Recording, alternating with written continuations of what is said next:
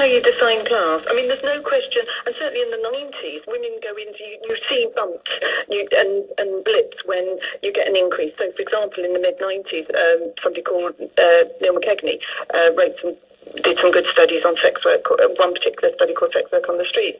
There was an increase in women, certainly women in their mid-40s, when the steel industry disappeared, and an increase in street workers. We saw it in the 80s when benefits were removed from 16 to 17-year-olds and couldn't claim income support, and we saw it again in the late 90s, in 1998, when Harriet Harman announced the removal of benefits from single parents. And you certainly get a jump when you get a removal of benefits. What I'm saying is the majority of the recent studies show, and a particularly good study by Tila Saunders in Leeds, for example, shows that nearly half of the off-street sex workers working in parlours and saunas and what have you have either a nursing qualification, a teaching qualification, or a caring qualification. That is how I'm defining middle class. Somebody who has other choices, who has a qualification and can do other work, and they've chosen, rather than do caring work for the minimum wage, they've chosen to do sex work. That's how I'm defining it. So it's important for me to be clear, I think. Well, just before I ask you what your plan is, yeah. Isn't this the ultimate capitalist argument, that everything is for sale, including the most intimate of human relations?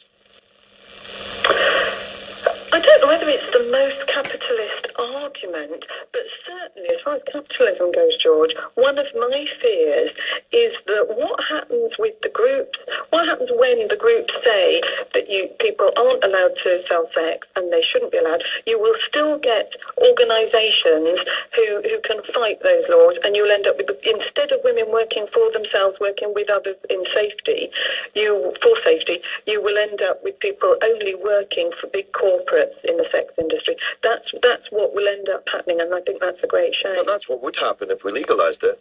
It would become, like it depends how you legalise. Something I would be in favour of is the brothel keeping regulations changing, and we redefine a brothel so that 2 or 3 women can work together. Not large brothels, because that's when you do end up with some of the problems. In Amsterdam, for example, what happened was that they legalised it, but migrants weren't allowed to qualify, so they immediately started with a 2-tier system of this marginalised underclass, and then those who could work and in the off-street salons. So that they started off with a problem, whereas in New Zealand, where they decriminalised, it is much more like a cottage industry where you get a few women working together like hairdressers do. But cottage industries, you know the history of capitalism as well as me, cottage industries are inevitably subject to the pressures towards agglomeration and eventual monopoly.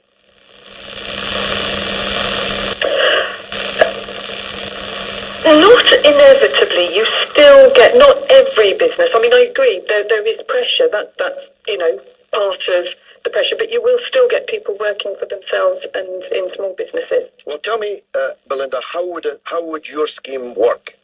What would it look like? I don't have any specific scheme. I can only point to various other parts of the world where the laws are better than ours. So, for example, in Germany, which, as you know, has federal laws, so it's in the various different...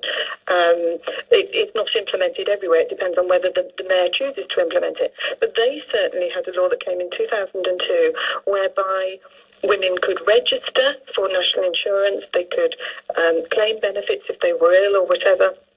And so it was honest. It was a lot less, hypocritical than our law. It also meant that if a client refused to pay, they could use contractual law and enforce that. And it just gave them more rights and less stigma. And it's certainly working in 2 areas well.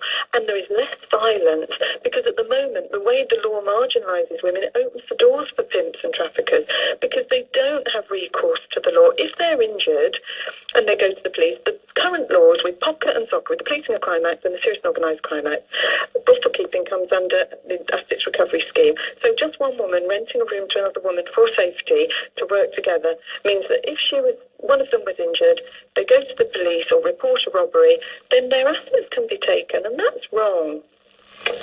Well, you say stigma. Won't there always be stigma? I repeat the question that I posed hypothetically. There's nobody who would be happy to be told by their daughter that they had become a prostitute. Well, I have two daughters. One of my daughters is 20, and, I'm not sure I'd want her to be emptying the bins or having to clean loos for a living. But that's honest work, and if it's what she chose to do, I would want her to do it in safe conditions, not a condition where she would end up with a record as a sex offender for what is amounting to consenting sex, just because money changes hands. Well, that's pretty breathtaking, Belinda. I hope your daughter's not listening. But thanks very much for joining us, Dr. Belinda Brooks Gordon, reader in Psychology and Social Policy at Birkbeck, University of London.